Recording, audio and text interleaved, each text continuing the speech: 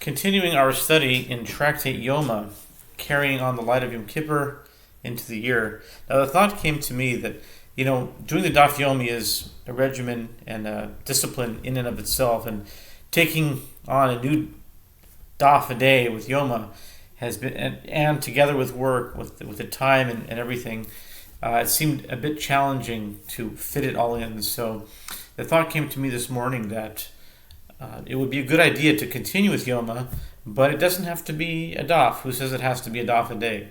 Daf Yomi is a daf a day, but it can be just a small piece every day, as long as we're learning that tractate. And in that way, I'll be able to keep it in my schedule. And so this project of doing Tractate Yoma, this idea to take it on, will be just parts, a few lines maybe every day. And in that way I can fit it in each day, God willing. And without further ado, we'll start Yoma 5, Part 1.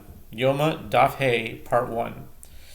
And it might be just a few minutes, but it'll be Tractate Yoma. Yoma, page 5, Daf Hey, which is in truth the fourth page, side A. We start off with Amar Rav Yosef, which is very interesting because today in Daf Yomi we had Amar Rav Yosef as well, Rav Yosef.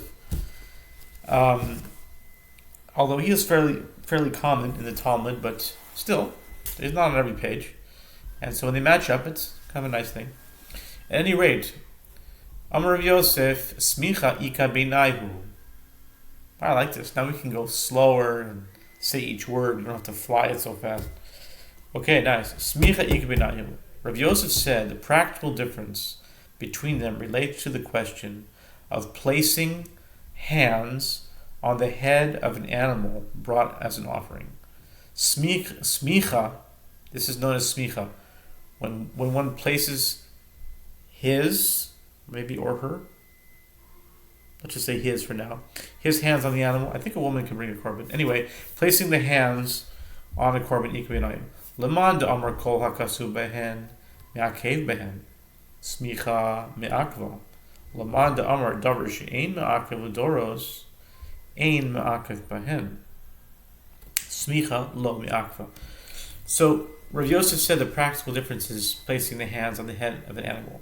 According to the one who said, failure to perform all the details that are written in its regard, including details that do not invalidate offerings throughout the generations, invalidates the inauguration.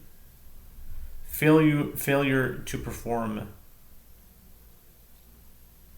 the placing of hands on the head of the animal also invalidates the inauguration. According to the one who said, a matter that does not invalidate offerings throughout the generations does not invalidate the inauguration. Failure to perform the placing of hands on the head of the animal does not invalidate the inauguration. Uledoros minalan de lo mi'akva. And the Gemara comes back and asks, and with regard to the halachot of offerings that apply throughout the generations, the Gemara asks, from where do we derive that failure to place hands on the head of the animal does not invalidate the offering? Uledoros minalan de lo me'akva detani v'samach ben yirtza v'chismicha mechaperes alo ein kapara el v'dam shene'emar, very important, ki hadam hu b'nefesh yichaper. Ki Adam hu b'nefesh yichaper. As I state, it is with the blood that we have atonement. As I state in the Torah. Now I see why Yoma is so important. Ki Adam hu b'nefesh yichaper. Okay. The Gemara answers, as it was taught in Braita, that the verse states, and he shall place his hand on the head of the burnt offering, and it shall be accepted to atone for him on his behalf. Leviticus 1:4. Does placing of hands atone for one's sins? Isn't atonement accomplished only by the sprinkling of blood? As it is stated, for it is the blood that makes atonement by reason of the life. Leviticus 17:11. I think we'll stop there. This is a good part 1 to think about.